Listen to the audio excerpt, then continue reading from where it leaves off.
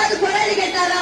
ஓட்டு வாங்குறது மட்டும் ஒவ்வொரு வீடு வீடா வாசல் வாசலா வந்து நிக்கிறாங்க. ஏதோ பிச்சைக்காரன் வந்து நின்ன மாதிரி. இன்னும் வரைக்கும் அது திருப்பி வந்து கேட்டாங்களா? இல்லவே இல்ல. இவங்களை எதுக்குதான் ஓட்டு கேட்க வராங்க? இது தனிப்பட்ட முறையில் எனக்கு ஒரு மன ஆதங்கம். ஏன்னா நான் வந்து அரியமண்டம் பக்கம் போவேன், திருவட்டார் பக்கம் வந்திருக்கேன், டூ வீலர்லாம் டிராவல் பண்ணுவேன். எத்தனை நாள் இந்த ரோட்ல வந்து போற பிள்ளைகளுக்கு ஆக்சிடென்ட் ஆகுது. ஏன் பைக்ல போற எத்தனை பேருக்கு முதுகு வலினால போய் படுத்து தூங்கி இருக்கீங்க?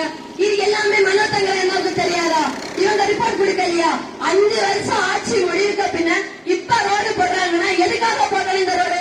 அடுத்து மக்களை நம்ம முட்டாள நினைச்சு வச்சிருக்காங்க. இத வந்து ஆட்சி கண்டிப்பா மாறணும். நம்ம முட்டாள்கள் இல்லைன்னா அவங்களுக்கு ப்ரூவ் பண்ணணும். திமுக ஆட்சியில வந்து முதலமைச்சர் பொம்மையா தான் இருக்காரு. எதுக்காக பொம்மையா இருக்காரு? அவரோட வாரிசுல மட்டும் கட்சியில பண்ணிருக்கிறாங்க, சம்பாதிக்கிறாங்க, நிம்மதியா இருக்காங்க. ஏழை மக்கள் ஐயா அவங்களுக்கு என்ன கிடைச்சது? விடியல் அரசு சொல்றாங்க. உங்க வீட்டுல யாருக்காவது அது விடியல் ஏற்பட்டுச்சா?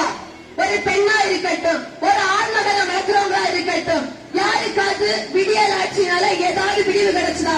இல்லவே இல்ல. இதனால பயன்பெற்ற ஒரு ஆள் இருக்காங்களா? கிடையாது.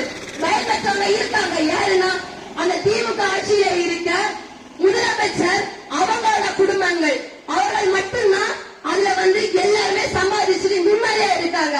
முதலமைச்சர் வந்தாரு, பொம்மை மாதிரி வந்தாரு. நம்ம தக்கல பஸ் ஸ்டாண்ட் ஓபன் பண்ணாங்க.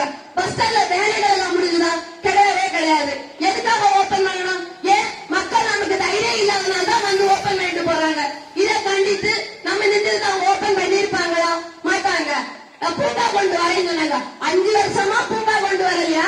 இப்ப வந்து அடிக்கல் நாட்டிட்டு போயிருக்காரு. எதுக்கு அடிக்கல் நாட்டணும்?